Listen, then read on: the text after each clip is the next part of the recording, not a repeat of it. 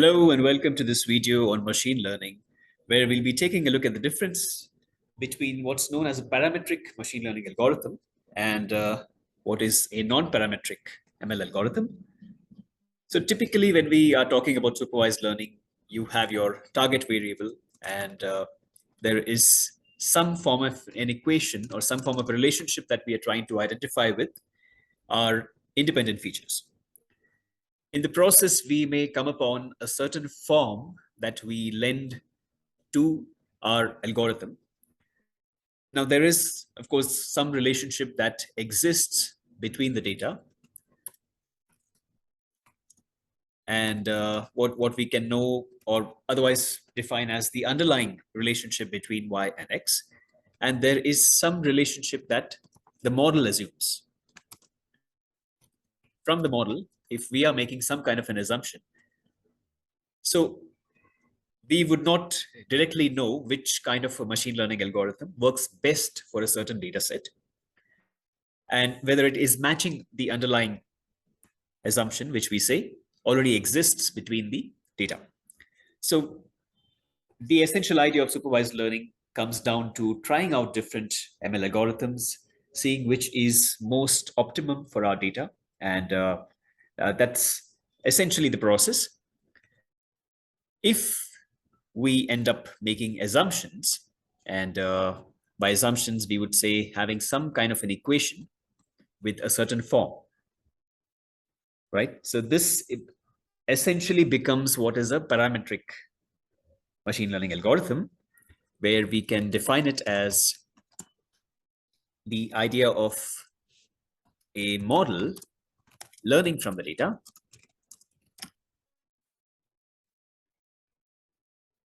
assuming a fixed number of parameters. And when we say parameters, you can assume, you can imagine a linear equation, a typical linear relationship where you have your y is equal to beta 1 plus x1, beta 2 plus x2, and so on. You have your coefficients, and we have the parameters defined in that sense. For that matter, when we are looking at logistic regression as well, there are a defined number of parameters. And we could say this doesn't quite change regardless of having a very large data set or having a very small data. So we could say regardless of the data size, we would be making those assumptions and progressing with those. So typical examples for these would be linear regression, of course, becomes a more classic kind of use case, or rather representing your parametric machine learning algorithms. We do have logistic regression as well. The simple idea of neural networks, you can say perceptron included, a simple perceptron, and so on. These become our parametric machine learning models. And when you say non-parametric, really, we are not setting those boundaries. We are not defining a certain form, right? The idea of something like a support vector machine, or for that matter, a decision tree. So we're basically getting rid of these certain assumptions where the form of the underlying function, and when you say underlying is, again, coming back to what exists, assuming that there is a certain relationship that exists. So that kind of a form we are not assuming, is not assumed. Giving the model more flexibility in terms of defining the relationship, we can say it has more flexibility. So we're talking about every model that allows for your non-linearity, right? To be clear, parametric machine learning algorithms are also known as linear machine learning algorithms. So here, when we do not make that assumption of the form, we are talking about support vector machines. We're talking about k nearest neighbors, our complex neural networks, and decision trees, of course, so on. We have models like these, which become non-parametric. So our typical advantages with parametric are, of course, the simplicity behind them.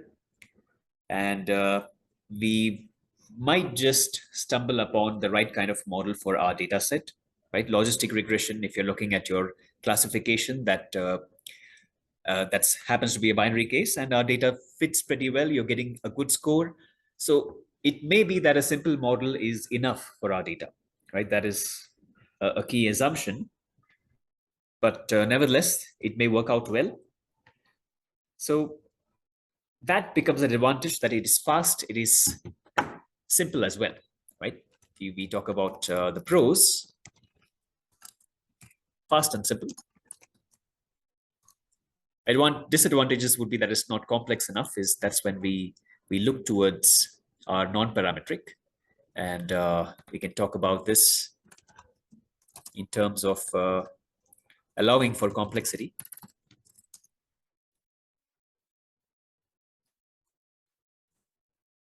And so